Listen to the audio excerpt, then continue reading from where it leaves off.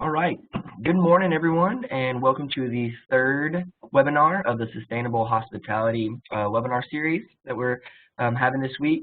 Today's webinar is going to be over the topic of waste reduction and diversion. So we hope that you have been able to join us for our last 2 days of webinars, and I'm glad that you can join us today. And we hope that you'll also be able to join us for our last one tomorrow. So a couple housekeeping things. Before we get started, everyone is muted upon entry to reduce the amount of background noise. So if you have any questions, though, we want this to be a discussion. We want there to be questions, hoping that you have questions that come from these presentations. And if you do, just send those in the chat. And what I'll do is I'll make sure that our participants, when we get to the question and answer portion of the webinar at the end, that they hear your questions and work on answering those. Now, I'm sending a chat message to everyone right now that just shows where the chat box is. There is a drop-down box that shows who you're sending the chat to. Now, make sure that it either says all participants or all panelists, or just the hosts. That way that it will be coming to me, and I can make sure that our presenters get those questions. So without further ado, I'm going to pass it on over to Sophia, who is the brains behind this webinar series. She's going to get us started, and yeah, the floor is yours, Sophia. Great. Hi, everyone. Good morning. I realize it's a bit of a slow day today, but still thank you for those who can hop on this webinar series. And for our speakers, I just want to say that for this series, there is more than 20 people who register for the session, but I feel like it's probably in the middle of the week and people are feeling a bit caught up in their work. But we are recording the session and sharing the recording as well as the PowerPoint slides on our hospitality website. So your speaker or time you put in to prepare for this session will definitely live longer beyond the session. But for the people who are attending today, it's a pretty small group, so feel free to have your questions ready and interact with the panelists in the end if you would like to, but I'm excited for today. So if you have been on the webinar sessions for the past 2 days, you know the routine. So I'll start by introducing TDAC and OSD and what's so special about our office. So about TDAC, a lot of you probably have had interaction with our department, but basically the Department of Environment and Conservation, we regulate all elements of the environment concerning human health, etc. And our office, the Office of Sustainable Practices, is a special existence within TDAC. So we're a non-regulatory branch of TDAC that focus on promoting and educating businesses and communities on sustainable practices beyond existing environmental regulation. So we don't get to play the bad guy and come to tell you what you're doing wrong, but we get to actually do what I think is really fun stuff of telling people how you can extend beyond your positive environmental impact. Here are a couple business programs that OSP currently provides, but there are some changes that might be made in the futures to come. But overall, we have programs that's non-industry or industry inclusive. So we have the Tennessee the Governor's Stewardship Award for any organizations, individuals, private, public entities to recognize them for their environmental stewardship. And we also have programs that's more industry specific, such as a Green Start Partnership that recognize manufacturers that commit to sustainable operations, sustainable spirits, and our Sustainable Hospitality program that's housing this webinar series. So let me drop the link for our TDAC website. I can do that in a little bit. The speakers are speaking, but please feel free to stay connected with our program through our website as well as signing up for our newsletter for future events to come. But excited to have everyone here today, and I want to introduce our speakers. So first, I want to introduce myself. My name is Sophia Yan, and I am a current business sustainability intern in the Office of Sustainable Practice. And outside of TDEC, I am a third-year student studying at Vanderbilt University, focused on economics and organizational behavior. So this is actually my second to last week at TDEC, but I'm really excited to be giving this opportunity to do the webinar series. Now I'm going to hand it over to our speaker, Michael and Kelsey. They're going to introduce themselves and broadly cover the topic they're going to present to you today, as well as answer the 2 icebreaker questions. What is your favorite city or county in Tennessee? And what is an underrated tourist destination in Tennessee?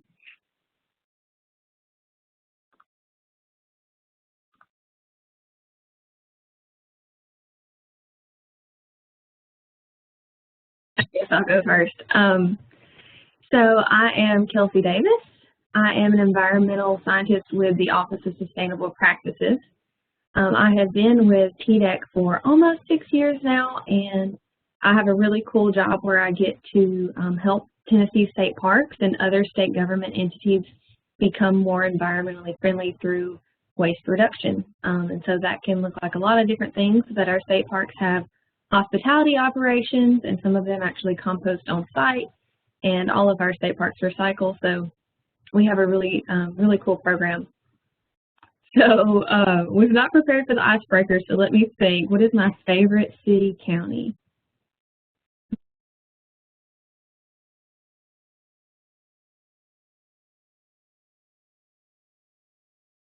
I don't know. I'm a little biased, but I think I'm going to say where I live.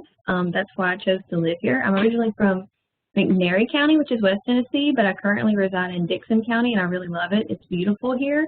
We have 2 Tennessee state parks within, a 15-minute drive. I'm close to Harpeth River and Montgomery Bell. And I'm also only, 30 minutes from Nashville, so it's a great place to be. An underrated tourist destination in Tennessee, in my opinion. I'm obviously familiar with state parks, so I'm going to throw out a state park. Most people often visit Fall Creek Falls and Cummins Falls and Burgess Falls.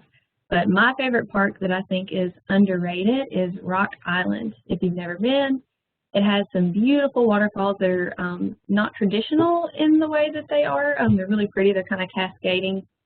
I definitely recommend it, but that is my favorite tourist destination. Awesome. I guess I'll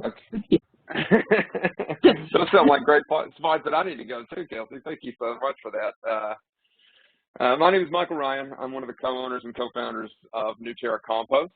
We operate in Chattanooga, Tennessee, and their surrounding area. So I'm going to go ahead and say that my favorite county is obviously Chattanooga, Hamilton County. I think it's gorgeous here. There's just so much that you can do, and as far as trails and parks are concerned, we have a ton of them.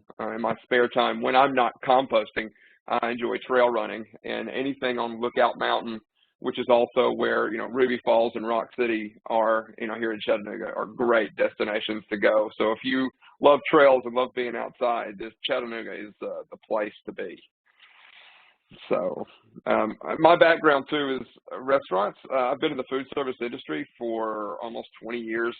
Managing restaurants, operating them, owned some for a while. I've worked in sales for restaurant disposables and things, and composting and food waste diversion is my passion, and kind of where I've slowly, gone to, which is what we're going to be talking about some today, I guess, is diversion, waste diversion. I'll talk a little bit about all waste diversion. Obviously, I think food waste diversion is the most important one for me. But I guess I can just go ahead and move into my slides. Is that right, Sophia? Yeah, of course. All right. So great.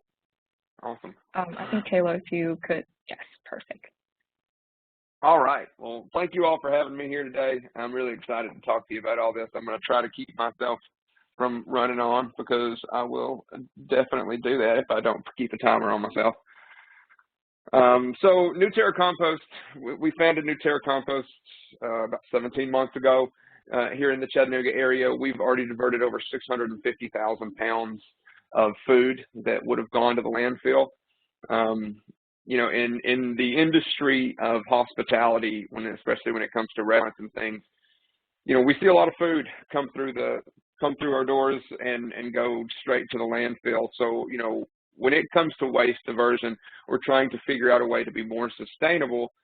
Food waste is one of the easy ones to get. I mean, I know that recycling and everything, it's very important. And don't get me wrong when I say, you know, recycling is very important. A lot of people wonder what can and can't be recycled in certain MRFs in certain areas. You know, paper and cardboard coming through all of our facilities is a very large number and is very easily recyclable. So if you're looking for something to really hit a recycling in your facility, especially restaurants with all the boxes and produce and everything you have coming in, you know, find a way to start recycling your cardboard and paper coming through. You know, cans are easily recyclable, bottles like water bottles and things. We need to really up our game in how we can recycle those items and make sure that we're doing everything in our facilities to do so. But food is one of the largest components taking up landfill space. You know, and I'll go through some slides and show you some residential numbers and things in a moment. But anything that you can eat is compostable. If you can eat, and that's what we always, that's an industrial composter here. If you can eat it, I can compost it. If it grows, it goes. A lot of folks are going to look online and find home composting rules, and a lot of them say don't compost meat, don't compost dairy. But in an industrial compost site, we can take all of those items. We can also take compostable products such as cups and to-go boxes and cutlery and things of that nature, as long as they're BPI certified and they say they're compostable on them. The BPI certification is basically that it's gone through all the tests that it needs to say that it will break down when it goes to a composting industrial composting facility, and that it will not harm the soil once it's been composted. For most of us in the hospitality industry, it's, you know, making sure you get the right product and you're not buying a product that's been greenwashed, which is just putting the word eco on it or earth friendly. You know, you really want to make sure that it's compostable. And, you know, in your facilities, when you're looking for switching from a, you know, plastic cup to something that is more sustainable, you need to make sure, whether it's a paper cup or a bioplastic cup, that it is in fact BPI compostable. And then you can, you know, phase your whole facility off of single-use items and get to something that's more environmentally friendly, that can actually turn into soil, as opposed to some of these items when they go to a recycle facility or just into a landfill to begin with. So, you know, and composting is nature's way of recycling. You know, it's the people don't know this, but a head of lettuce can last 25 years when it goes to a landfill. And when we tell people that, we see that explosion moment in their mind where they go, well, it doesn't last a week in the fridge.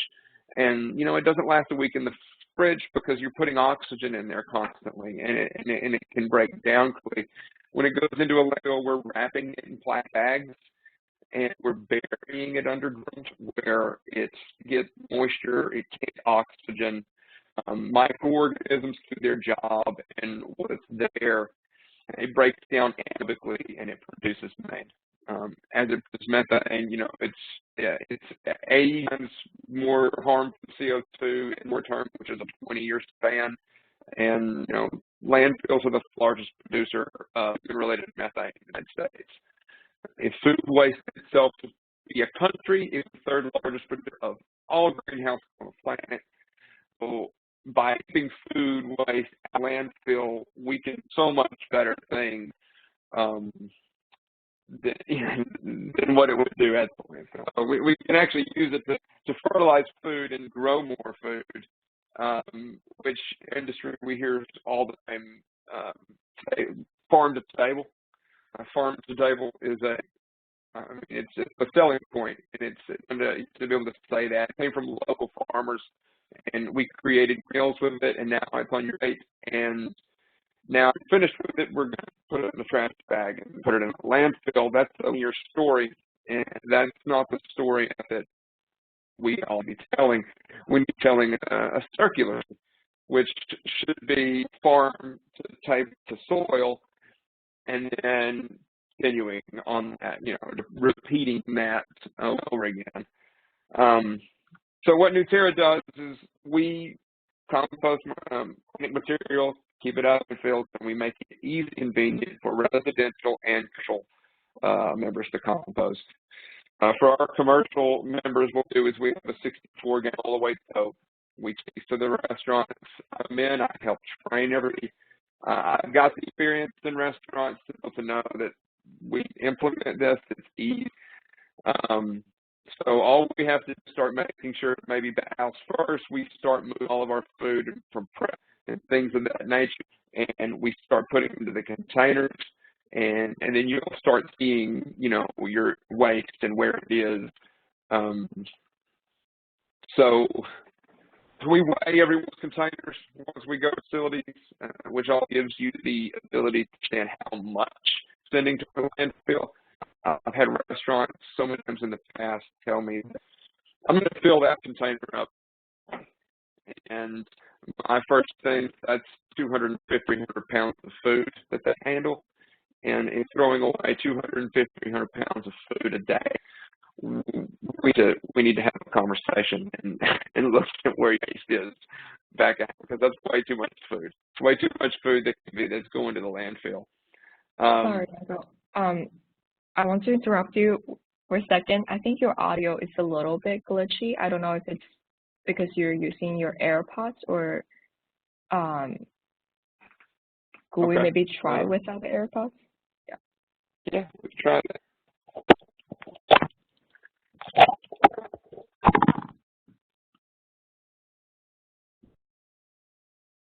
Okay.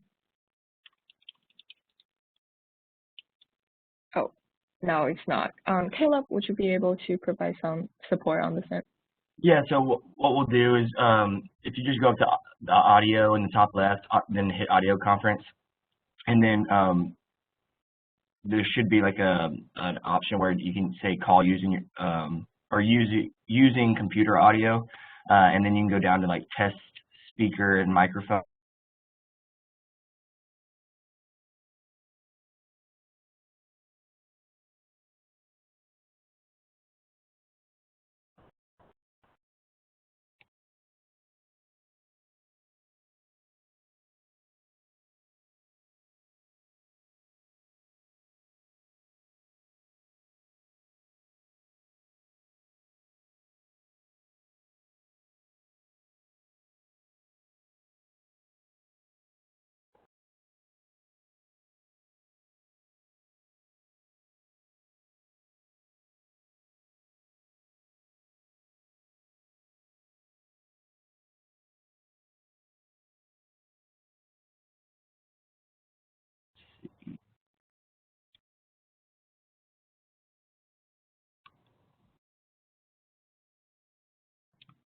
Sorry about the technical difficulties. Thank you for your patience. We should be back on in a couple very soon. Yeah, and if we wanted to, Sophia, we could possibly pass it over to Kelsey. And let's see, I'll do this real quick. Okay.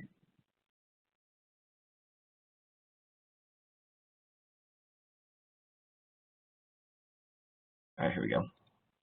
Yeah, that works. All right, so Michael will come back to us to talk about Nuterra composting momentarily. Right now, we'll have Kelsey talk about general waste reduction and diversion strategies in your organization.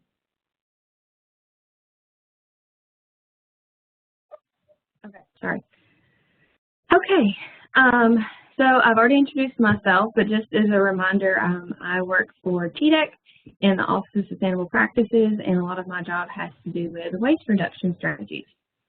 So basically put together a little slide that I'm hoping you guys can use as a referral tool when you're trying to implement these things in your own businesses or even in your own lives. And I have done it in steps, and I've also linked some resources. So when Caleb and Sophia share these PowerPoints, you'll have some additional resources that I've linked throughout as well. Okay, so first and foremost, I always think it's important to educate folks on why waste reduction is important.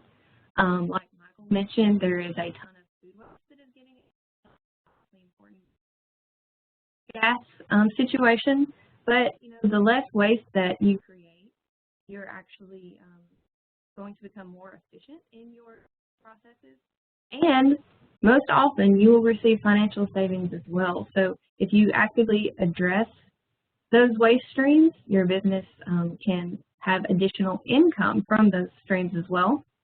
And by closing the loop, your business can more appropriately manage your risk, reduce your litter and pollution. Sometimes you can even reinvest those resources locally. And the waste reduction management process usually ends up creating more jobs and ultimately just adding more value for your company. So it is a very great project to begin, a lot of benefits. Okay, so it seems like a really daunting task. There's a whole lot of different, in the hospitality industry especially, there's a lot of waste that comes from. It can be a struggle of where to begin, but I always like to recommend just to start one time. That's the best. Just start at the beginning, and I have laid out the steps for you. So that's good. The first thing that you're going to want to do is to conduct a waste audit. So you can't properly manage your waste if you don't know what it is. More often than not, I will be having this conversation, and folks will think they know what their largest waste stream is, or they think they have a pretty good handle on it. But when you actually conduct the waste audit, you'll find that there's either a larger waste stream that you weren't aware of, or what you thought was going to be. Start somewhere else. So first things first, you determine your waste categories. And I have linked a full guide here. It is on our TDEC website. It is a step-by-step waste audit guide. So you can refer to that later, but I've broken it down into these 5 steps for now. So after you determine your waste categories, and that can be anything like paper, plastic, household hazardous waste, food waste, textiles, things like that. After you've determined those, you need to conduct a team training session. So it's really, really important that the folks who are actually going to be conducting a waste audit are properly trained. They know what they're going to be handling. They know what to be looking out for, what to do if they come across an item that may be hazardous. They need to have protective gear, things like that. That way, folks are prepared and the waste audit is done properly. The next step is to actually sort the materials. So you will actually go through with either your staff, or if you want to hire a team to do this for you, actually go through and sort the materials and place them in those predetermined categories that we talked about. Number 4 is the most important step. You want to record this data. There's no point in conducting the waste audit if you don't record what you find. So this is where you want to either have a scale and weigh the items, or you can do it by volume, gallons, that sort of thing, but you need to have record of how much of each of those waste streams that you have. And then last but not least, it's really important to actually repeat this process. Doing a waste audit just once often doesn't accurately calculate how much waste that your business or entity may be creating. So it's important to do it, you can either do it every few months, you can do it biannually, but getting more than one kind of helps you get an average, because if you just do it once, you could be having a really slow day, you could have a really huge event that would skew those numbers, so you want to make sure that you're getting an average of kind of multiple cycles. Okay, so and the next step is after you have that data, you're going to want to analyze it. So you want to track your waste streams back to the start, determine the origin of them, and then once we figure out what the largest waste streams are, those are the ones that you want to target at the source. So you'll use that data, analyze it, and review all the points of generation. That means where the waste is coming from, and this can be both internally and externally. Waste that your guests are bringing in and what they're generating versus what your internal business, your staff, your processes, what those are generating. So you want to target your largest waste streams first, and that can be from either side. And then you want to actually begin tracking your waste generation moving forward. I know that can seem a little daunting, but if you are starting your waste management processes, there's really no way to tell if you're getting better if you aren't tracking moving forward. So let's say, your largest waste stream identified was cardboard. You're going to want to make sure that you're tracking the cardboard moving forward after you've implemented your waste reduction practices. Otherwise, how would you know if they're effective or not? So either find your waste hauler, if they have a way, or your recycling hauler that can provide you with a report of how much cardboard they're picking up from you. That's great. Keep up with that data. Or, if it's something that you need to track yourself, figure that out and make sure that it's being tracked. Okay, so step 3 is very, very important, and that's because it's addressing the items that are being brought into your industry. If you have this large waste stream and you're the one that's purchasing it, the only way to reduce it is to either alter your purchasing practices or to eliminate them. So the best thing to do is to go through those items that you identified in the waste stream and search for which ones are non-recyclable, non-compostable, and just non-mandatory. If it's not mandatory, eliminate it. If you don't absolutely have to purchase it, or if there's an alternative, that's great. If it's non-recyclable or non-compostable, try to look for better options. Look for something that's more environmentally friendly if you can. So the best thing to do is to adopt an environmentally friendly purchasing policy, also referred to as an EPP. So identify these items that you're looking for in your purchasing catalogs. So for example, with the state, we have different entities that we have contracts with, and those are the folks that we purchase from on an annual basis. So I would go through our purchasing catalog and highlight the items that we are currently purchasing, and then try to find more environmentally friendly alternatives or eliminate them if they're not necessary. As you're going through looking for these things, you're going to give preference to sustainably produced products. You're going to try to include preference for durable goods over disposable items. So that means things that are reusable, things that your staff can use multiple times, can wash and reuse, versus things that are, single-use disposable. You're also going to want to eliminate or greatly reduce the purchase of single-use items where possible, and then give preference to vendors who use recyclable or bulk packaging. And that one's really important too. Bulk packaging is great because if you can buy multiple items in the same amount of packaging that comes in a single item, that's obviously your best choice. You're eliminating waste from the start. And then for the recyclable ones, you want to make sure, just because it says it's recyclable, that it's recyclable for you. So let's say something is wrapped in number 7 plastic, but your county only accepts number 1 and 2. While it may be recyclable in general, you are not going to be able to recycle it. So that wouldn't be a good purchase for you. Okay, and on the topic of recycling, we get to step number 4. So after evaluating what items are necessary and implementing your EPP, you want to identify items that are recyclable in your area and make sure to purchase those items. And that can be either, everybody kind of has a different recycling outlook. If you, use your county recycling, be sure to check with them and see what items they are recycling. If you use a vendor, make sure that they are accepting certain number of plastics, certain, types of items, and also follow up and make sure that those items are actually getting recycled if you're paying for that service. But as far as in your hospitality industry goes, you want to make sure that you're offering recycling for all applicable waste streams, and make sure the bins are easily accessible and clearly labeled. We don't want any, unintentional greenwashing happening. For example, let's say you are only able to accept plastic and aluminum cans. We wouldn't want a 4-station recycling bin set up where it has paper, plastic, metal, and glass, because 2 of those items aren't actually going to get recycled. So we don't want folks thinking they're getting recycled by putting them in this bin because it's labeled as glass or metal or whatever it may be, but then those items actually not being able to be recycled.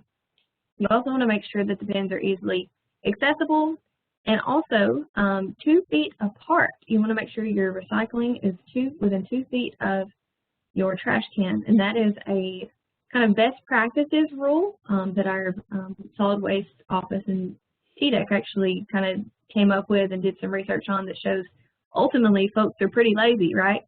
So if they happen to be closer to the trash can and the recycling bin is, not conveniently located all the way, in another room or in the hall or in a lobby somewhere, that item's probably going to go in the trash can. So we want to make sure that our everywhere we have trash available, we have recycling as well. You also want to educate your guests on the sustainable efforts that your facility is doing. So if you have these waste management and waste reduction policies in place, it's really important to educate your guests on that as well. If they know it's important to you and the impact that it's making, they're going to be more applicable to properly participate while they're visiting. And you can do that, through signage, through social media, through reservation situations. So anything like that, just kind of let your guests know what you're doing. Another good tip is to promptly empty your bins. So another example is to say a guest is going up to a recycling can and it is full, overflowing, needs to be emptied, but the trash can right beside it is not. Unfortunately, that item's probably going to go in the trash. So that's something you can stay on top of to kind of help make sure you're capturing all of the recycling that you can. And then ensure that you're using the appropriate bin and waste liner size.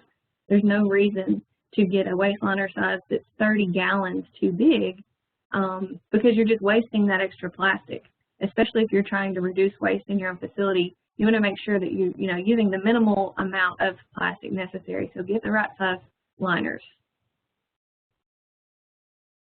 Okay, step number 5, very, very important step, because you can't have a good program if you don't have people who are engaged and really active in it. So the staff are a key part of your waste reduction process.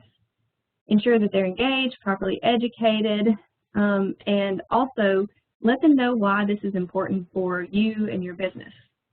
They're more apt to,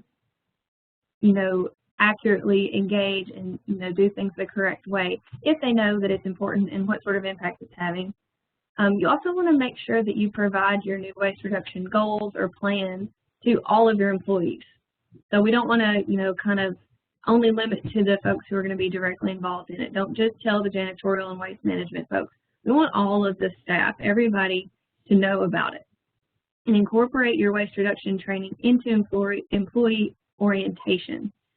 So any type of onboarding training that you guys have, maybe biannual, just kind of reoccurring trainings, make sure that this is included in it as well. That way they know it's just equal, it's an equal responsibility for everybody, and it's on up there with all of the other priorities. Communicate your goals on a quarterly basis. Remind folks, remind them, that this is our goal, this is how far we've come, we still have this far to go, great job, team, that sort of thing. And then train your purchasing agents.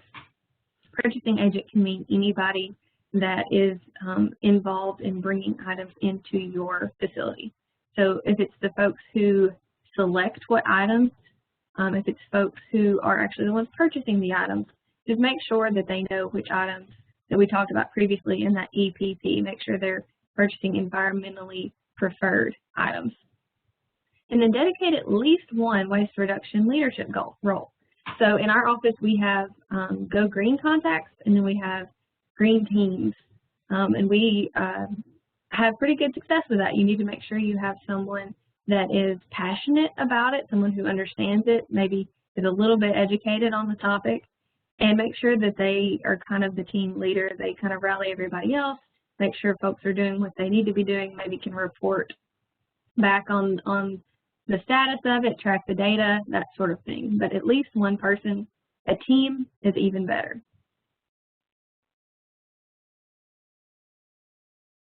Okay, so step 6. Unfortunately, most businesses are going to come across some difficult waste, and that can really be anything that doesn't have a set stream. It's not items that are easily recyclable. It's not something that that is something that you are dealing with on a regular basis. You know, it may be a one-off item that you have just every so often for whatever reason. So those are things we kind of refer to as difficult waste. Examples include maybe household hazardous waste, or things that your industry might have, like paint or things from remodeling, furniture, stuff like that. Food waste can be considered difficult waste, especially if you're located in a rural area that doesn't have access to one of our awesome composting facilities in Tennessee. Electronics, that's another form of difficult waste. Sometimes it's difficult to find a recycling vendor for those items, and light bulbs and other things like that. So some of the steps that you can do to address these items is to redesign. So take your processes into account and think, why are we coming across this item? Is it something that we can redesign our system to where we don't have this waste in the future? Or is it something that we can reuse elsewhere? You know, maybe the kitchen in this particular part of the hospitality industry has, you know, excess items. Maybe there's another space within our business that can reuse those items, and that way they're not having to go to the landfill and they're still being put to their highest and best purpose. If it's food waste, see if there's another route that you can take to compost. See if there's another local entity that you could go into partnership with and kind of create your own sort of composting situation. And then donate. So some of those items like the furniture, electronics, if they're still functioning, those are all good items that you can donate instead of going to a landfill and then someone else is able to still use those, which is always a better option than just sending it to a landfill. Okay, so these are some of my tried and true tips for success that I just kind of try to beat into everyone's brain that I have these talks with. So implement a waste diversion goal. I should have put that one in red and highlighted it and put flashing things around it, because that one is like the most important. If you don't implement a goal, if you don't set a goal, then what are you working towards? It's really hard to make progress and track your success if you don't have a goal that's set. So right at the beginning, you know, right after you do that waste audit, set a goal, whether it's, you know, you want to see 20% waste reduction in the first year, if you want it to be 50%, if you want to go all the way, zero waste. Set that goal, write it down, remind staff about it, you know, make sure it's prominent and available. You also want to document your materials reduced by commodity. So make sure that you're not just tracking, you know, overall waste sent to the landfill was, you know, this many tons. Try to track it by commodity or by item, by waste stream, if you can. That way you are still being able to see which items you need to focus on the most. Another really, really good tip is to restructure your solid waste agreement after your waste reduction implementation. And this is where some of those financial savings that we talked about first can come into play. A lot of times waste agreements are structured by your dumpsters and pickups. So if you have, you know, made progress towards your, let's say, 50% goal, you might need less dumpsters, so you can eliminate a dumpster. That's savings right there. You might need less pickups versus, you know, twice a week. You might go down to once a week, bi-weekly. And that's all going to, you know, go back to your financial savings, which is awesome. It's really good to have that data too. So track your financial data that you're seeing from your diversion and waste disposal. That's awesome for leadership to see, you know, folks who are focused on the financial stuff. Show them that you're making progress and that this whole waste reduction thing is financially feasible too. And then encourage and incentivize employee participation. The program won't work if your employees are not engaged. It's very, very vital. So be sure that you're keeping them updated on the progress, and, you know, you can come up with several different fun ways to get them engaged. Also educate your guests. I mentioned this earlier, but super important tip. Let your local community, your guests, anybody, you know, sponsors, anybody who is a part of your business, let them know about these efforts. Keep them updated as well. You know, if you're 30% towards your goal, make a big deal about it. And then conduct those periodical waste audits. It's a really good way to track your progress. And like I mentioned earlier, it gives you a more accurate number. The more often you do it, the more accurately you're going to be familiar with your waste and know how to eliminate it at the start before it ever happens. Okay.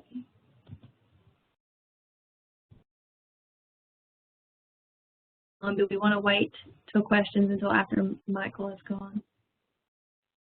Yes, let's save the Q&A session for the end. Thank you so much, Kelsey. We'll do questions later.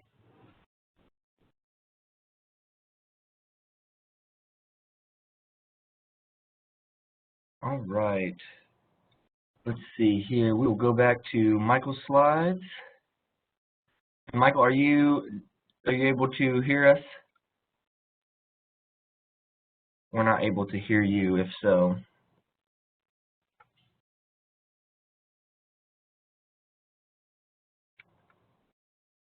Let's see here.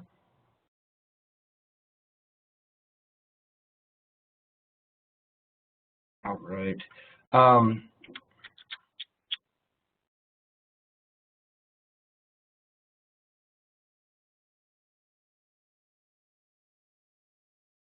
Let's see here.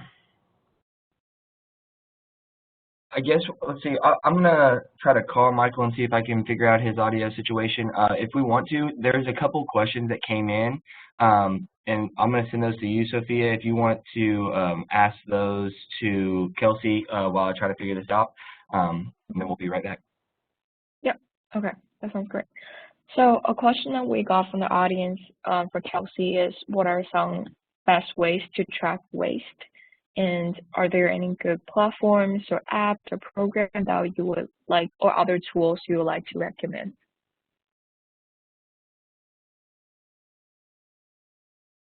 Okay, so that's a great question. There was a platform I know that our solid waste office used called Retract, and it was pretty successful. I'm not sure if it is still, I don't know if it's still functioning or not, but it was called Retract. And what was so cool about it is that other entities could kind of put in their waste. I believe they used it to manage the county's data. Yeah, somebody just put a comment, or maybe that was you.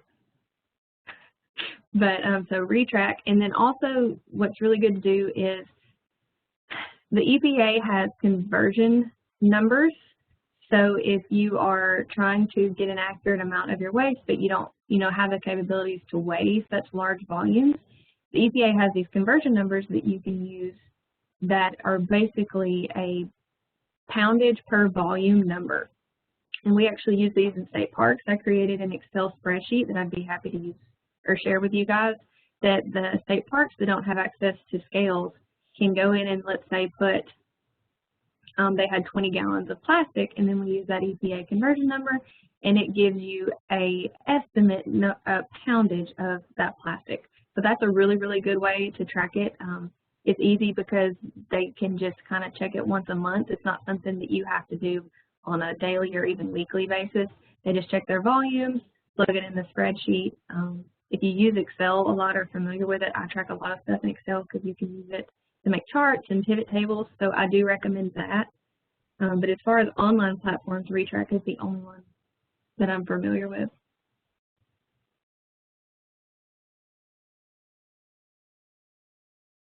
Thank you, Kelsey. Let's see, Caleb, were there more questions?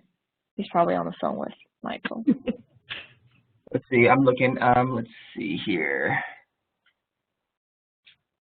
There was a question, so you were talking about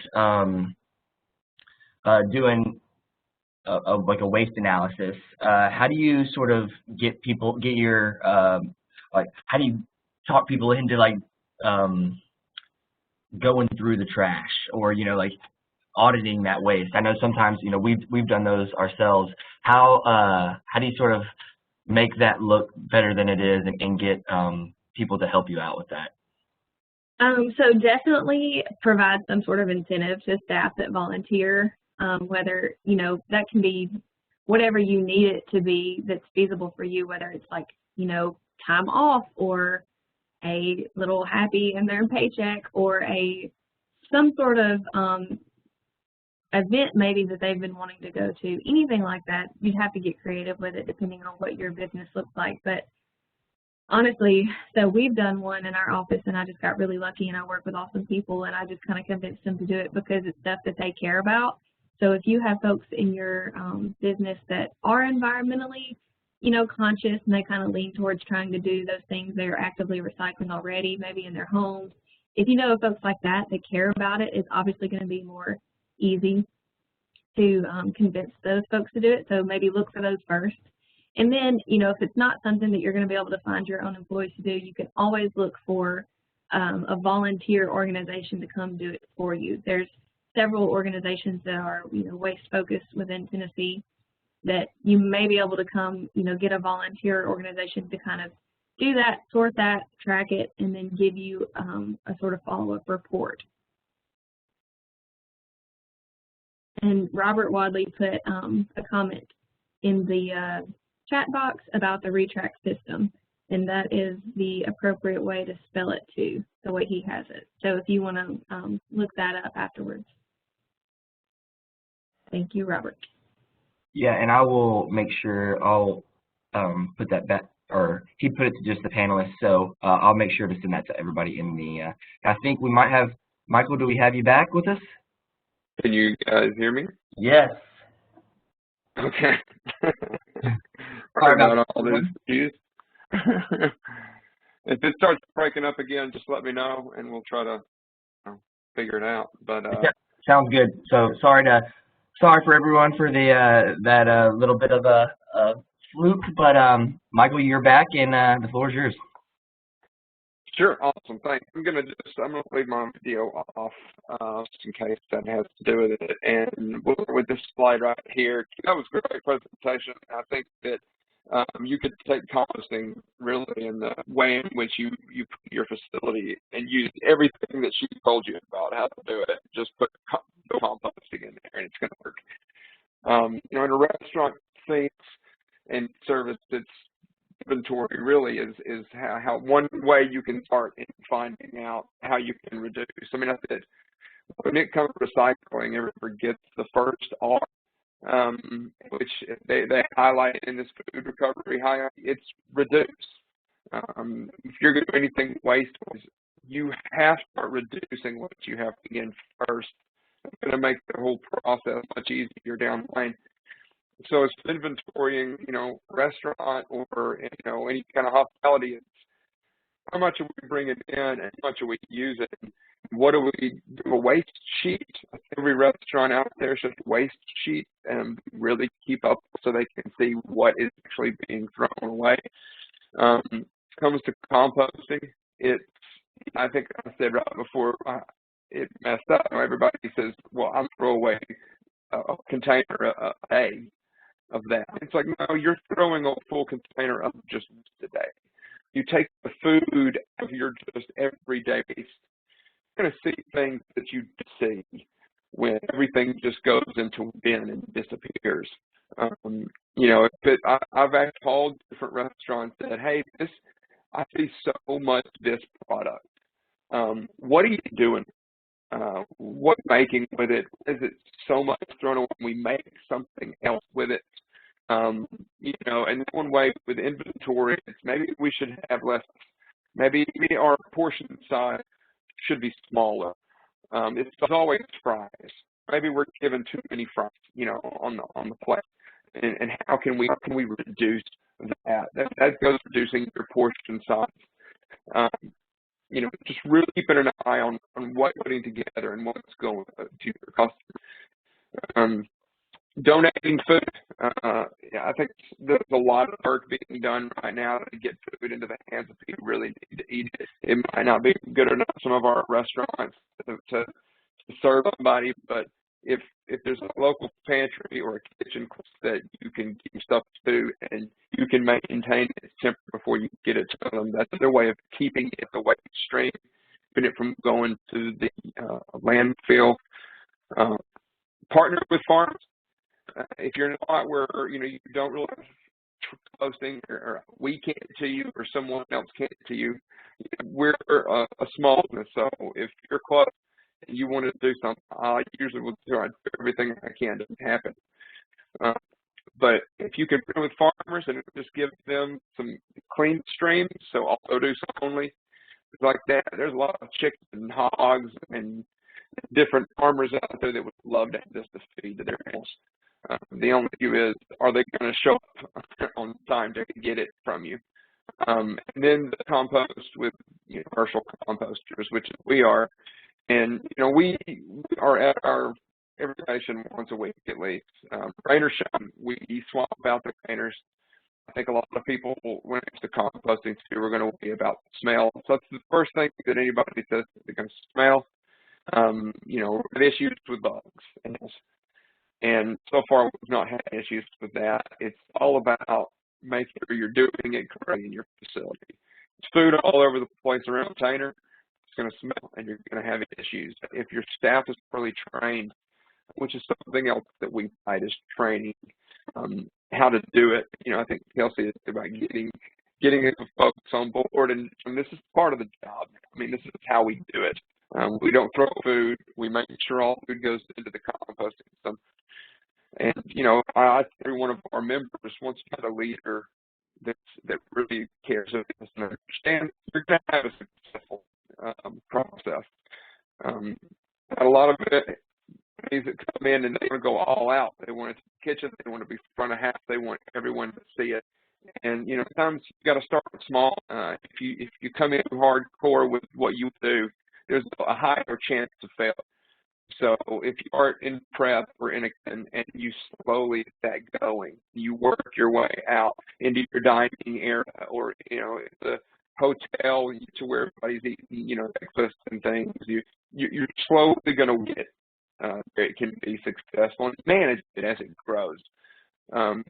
Kelsey also said about, the recycling container being too from a container. I tell that to people that all the time. It has to be, refill, recycle, compost, all three together. Because if you ever one by itself, it's a catch-all. Disney has the trash every 30 feet. Do that because someone's going to put it on the ground if it's not convenient. That someone will pick it up. You got to keep that in mind where you go. You pictures. You got to make it easy for people. If it's, if they're just going to know it's the same as recycling, nobody knows what goes in there and what gets recycled. Take the guesswork out of it for guests and show them those and where. If it's up to them to put things in. If it's other staff, train where it is. And that's what, I can come in and help if you're in our area on do that. And, it's a lot of folks are worried, scared. It's a daunting task of bringing the composting in. And I like, it's kind of like running. I'm a runner, and the hardest part for me is my shoes on. Once out the door, everything's simple, and that's composting. You make whatever excuse you want at the beginning of why you don't do it or what scares you do it. But when you start doing it, you'll see it's extremely easy, and it can be extremely successful for you. And marketing is a huge thing. We tell folks all the time, don't just do this and leave it in the back of your facility where no one can see it. We offer door clings, we offer signage, throw it on social media, do a press release, time to do when you start doing it. Let everybody know you're doing something everybody else isn't doing. Too many people are always to choose a sustainable bit over a non-sustainable business.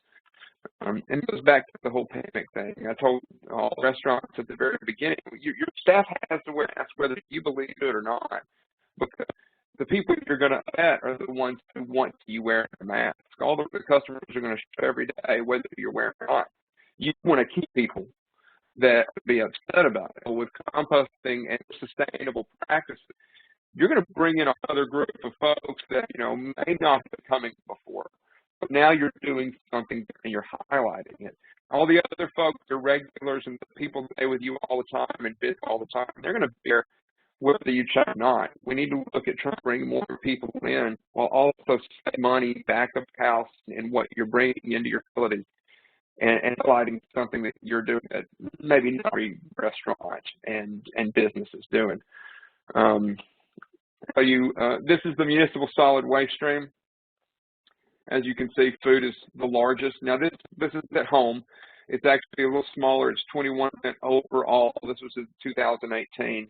But, you know, compost material at just your house or in, you know, industry and everything still makes up over 50% of what's going to landfill.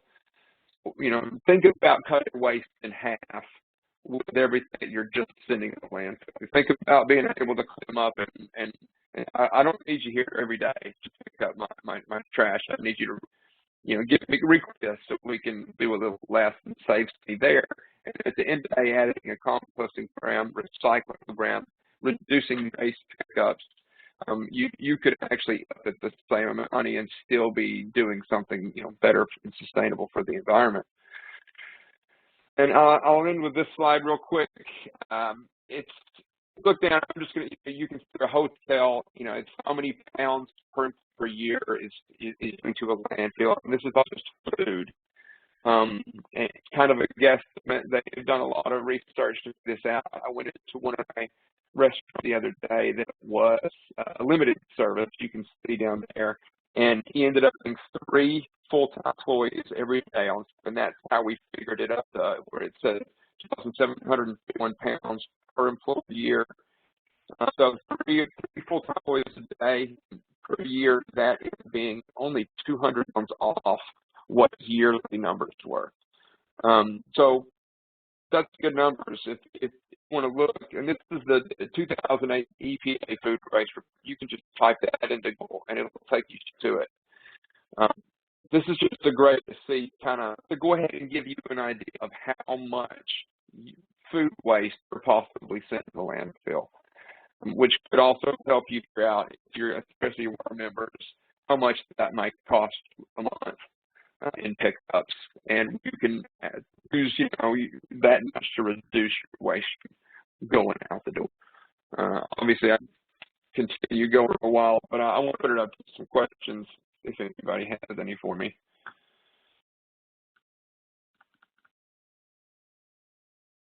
Yeah, thanks, Michael. Let's see, we had a couple questions come in. Let me go here real quick.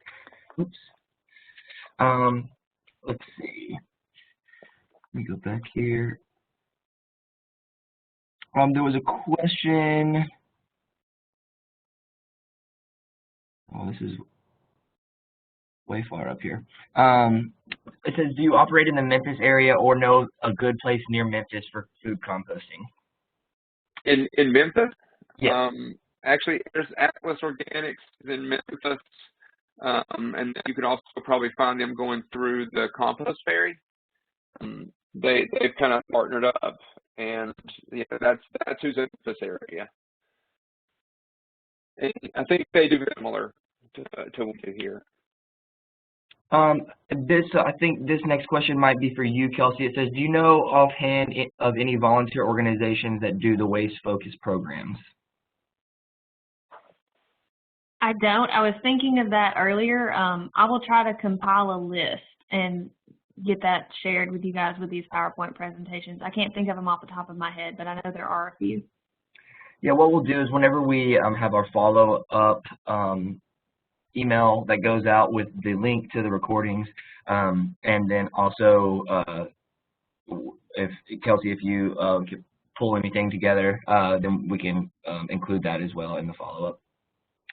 Let's see. It says, what is the best way to find farms who will accept produce scraps in Chattanooga? So, Michael, this might be a question for you. In Chattanooga, trying to find a farm that would, you know, there was a while a lot of farmers that would go out and just kind of pick here and there. I don't know of farms that do it in large quantities, actually go out to get it. I mean, for us, you know, we do a pumpkin a year where we try for health.